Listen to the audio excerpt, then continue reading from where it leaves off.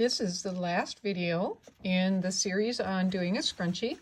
So where we were wrapping up on the last one was we were busy sewing our way around the inside of the join. And when I'm saying the join, I am talking about where the, I'll try to find my earlier, where these two ends come together around that. All right, but we've turned our project right side out and we've then connected them and then turned part of our project back so that we'd be able to see inside here. Okay, and all our stitching is currently going all the way around. What you're going to do then, remember we came through this opening to do it, we're going to pull our project so it's completely right side out. Okay, right side out. And here's our opening, the last opening that we need to deal with. On mine I wrote final opening. This is where we skipped over as we stitched our way all the way around here.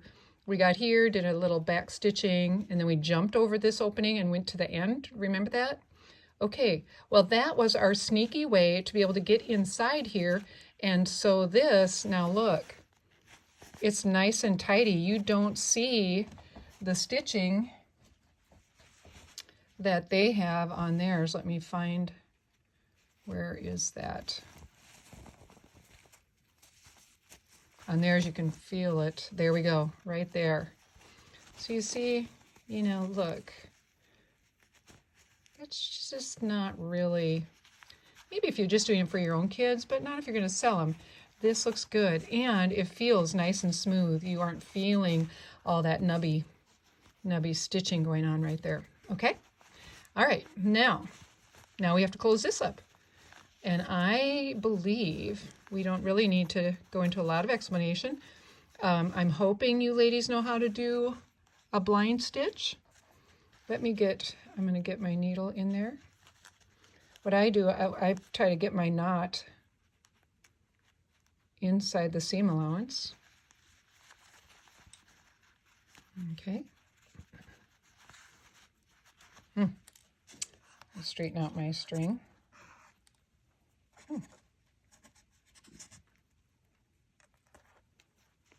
What has happened? Oh, look at that mess I have.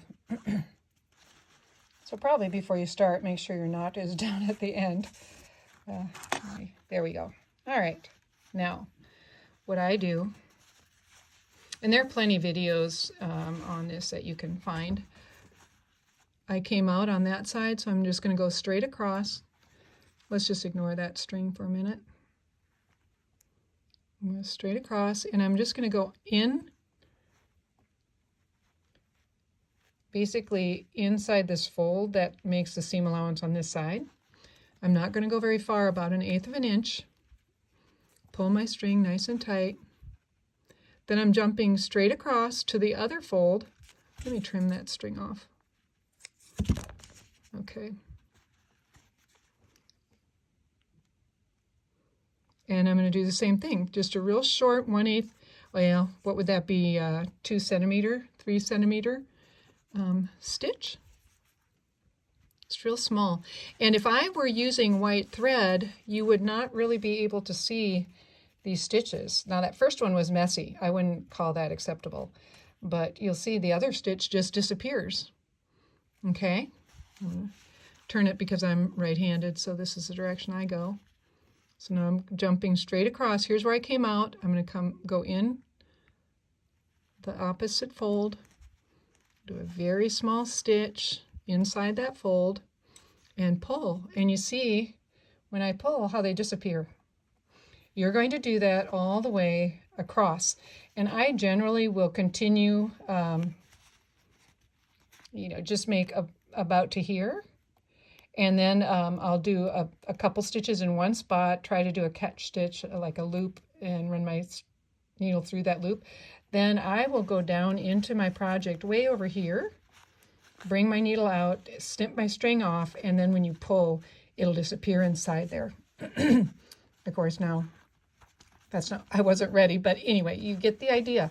Once you've done that, your scrunchie is done, and you will have a really tidy looking scrunchie. I want you to post pictures or send us pictures on email so that we can see how yours turn out.